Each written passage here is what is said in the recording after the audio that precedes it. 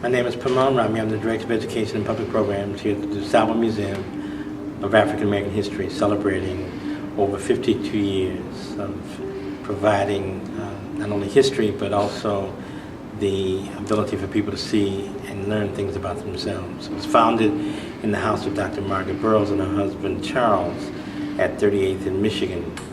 And Dr. Burroughs was an educator, excuse me, she was an educator, you see today. My background, I am originally from Chicago, was born at Providence Hospital. My mother and father were originally from Louisiana, my father was, and then through Oklahoma. My mother was from Mississippi. They both came up during the Great Migration to Chicago. They met when they were both working at the Thin Shell Candy Company, making peppermint candy. He was making the red and she was making the white. And they met through a glass that divided the candy. And my brothers and sisters and I are the residue of that relationship. I grew up in Chicago on the South Side and had an opportunity when I was very young, 9, to be exposed to theater, and started directing theater when I was 14 years old. Started a production company and toured the city doing a variety of different productions. Opened a number of theaters in the early 70s. Was one of the members and leaders of the Chicago student movement in the 1960s. That had a great impact on education and the Board of Education here. As I began to go to school, I had a mentor whose name was Theodore Ward. He was one of the founders of the Negro Federal Theater with Langston Hughes and Richard Wright. And Ted told me that if I was going to be in the arts, that I needed to go to school to learn everything but that. I needed to study business and all the technical aspects of education and entertainment, and learn the theater in the theater. And that's what I did. So in the process of going to IIT and Chicago State and a bunch of other schools, I was actually producing theater. I was doing films. I was doing radio and became very proficient at it. So that gives you some sense of my background. So you said that your parents were from the South. Have you ever visited there since you've been in Chicago, or about where they grew up or anything like that, where they came from? I have visited the majority of the states in the United States. I've had a chance, and thankfully, to be able to do a lot of traveling. So I spent time in Mississippi. I spent a great deal of time growing up in Oklahoma, where my father's mother, my grandmother, had a farm, 80 acres. And I spent a great deal of time there with her. My cousins are truly cowboys. And I'm very thankful that my father was a victim of the Dust Bowl and the boll weevil. Because when the boll weevil epidemic hit Oklahoma, he decided that he had to leave. And so he came to Chicago. And fortunately, he came to Chicago with my mother, and I was born here, because all of my relatives are cowboys. They still ride horses, they work on the farm, they do the whole ducks, chicken, cows thing. I'm a Chicagoan. and greatly appreciate that. But yeah, I spent a lot of time traveling, and so I've been able to build a lot of information on my family based on that travel. One other question for me. Could you tell me the type of environment that you grew up in? Because you say you're from the Chicago area. Could you elaborate a little bit more about, the type of area you grew up in, the people around there, how it influenced you growing up? I grew up in Stateway Gardens, the housing project on 37th and State.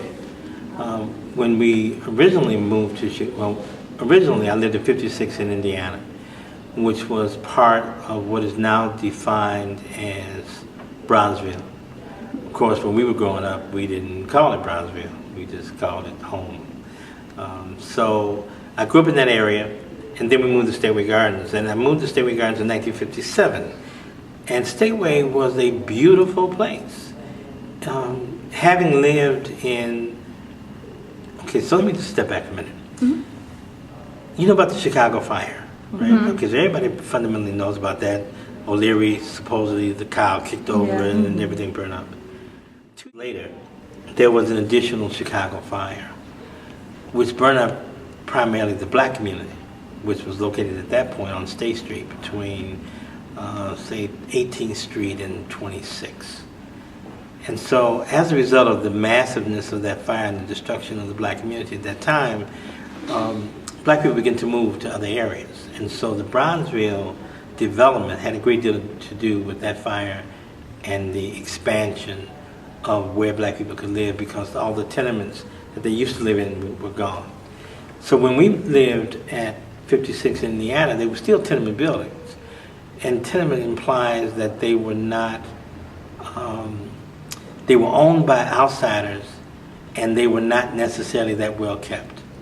So when the housing projects were built, they were beautiful. They had full amenities. They had, great heat. They had stoves and refrigerators, and the lawns were manicured. The elevators worked great. There were families there. And so I grew up in a very healthy environment for the first 5-6 years. My father had a great impact and influence on a number of young people from that area.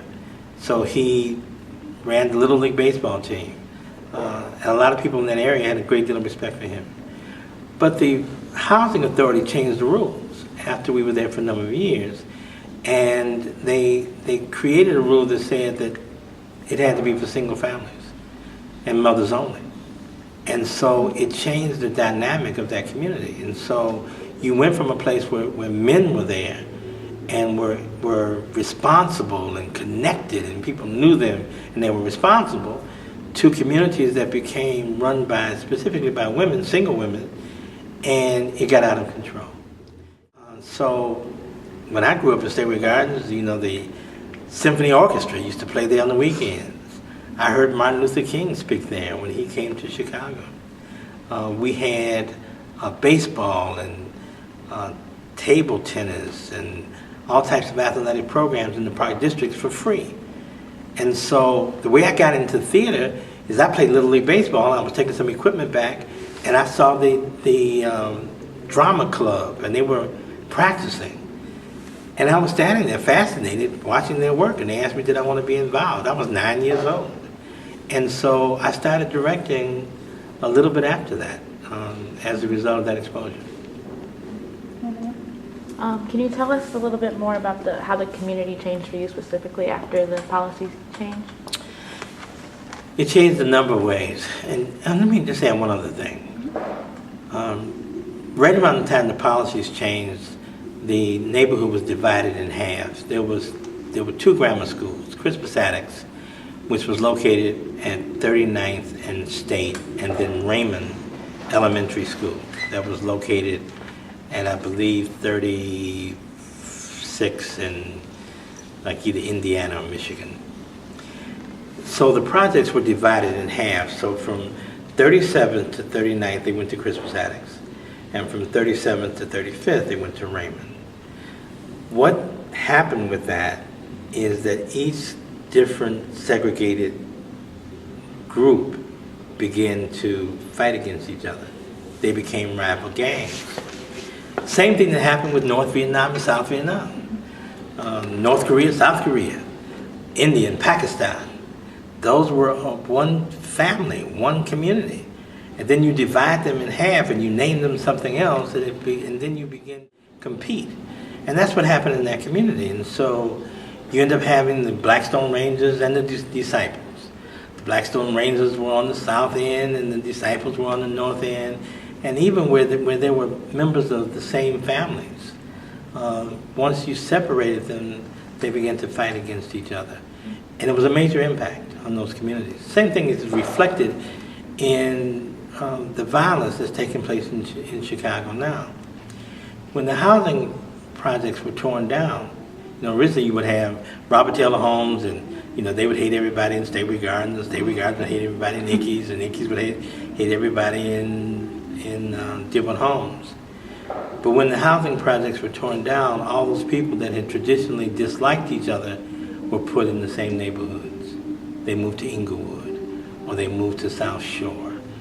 And so where you've had years and years and years of people not getting along, now they find themselves on the same street. And that's where a lot of the violence ended up coming from as a result of that. I hope that answered your question. What was your most vivid memory in public housing? My most vivid, I have two. The first would be when Martin Luther King came to speak. And I was told that the king was on the hill. The hill was a little raised area where we used to sit to watch the symphony. And so they said, the king is on the hill. Now, first of all, I thought that they were talking about the King of England or somebody. I had no idea who this man was. And to hear him speak was phenomenal. Most of you know now what he sounds like. Well, to hear him I think I was maybe 15 at the time. To hear him, I was mesmerized, except for what he talked about. Because what he said was, at the end of his speech, he said, we're going to march to Gays Park and Marquette Park and Cicero. And even as a young child, I knew that that was crazy. Because we had been exposed to a level of racism in Chicago that he admitted himself later was worse hatred than he had ever felt in the South. And so when he started talking about marching in these areas that we knew that our lives would be in danger, he said, no, I'm not going with you. And I didn't go. Okay, so that would be the first major memory. The second one would be when I saw someone murdered for the first time. And it's a strange story. I don't even know why this came to mind. But it was a guy in a restaurant, and he had bought a hot dog. And he was a gang member, and a rival gang member came in and shot him. And he fell, and he died. And but that wasn't the interesting part of the story. The interesting part of the story is another guy walked in, stepped over him, and took his hot dog, and left with it. It's a vivid memory. So anyway, Wow.